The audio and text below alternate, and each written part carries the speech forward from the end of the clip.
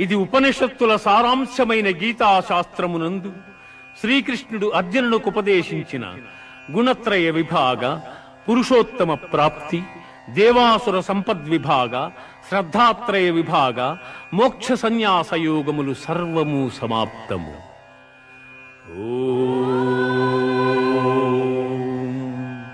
survey జనా సుఖినో భవంతు, సమస్త సన్మంగళాని సంతు, असतो मा सद्गमया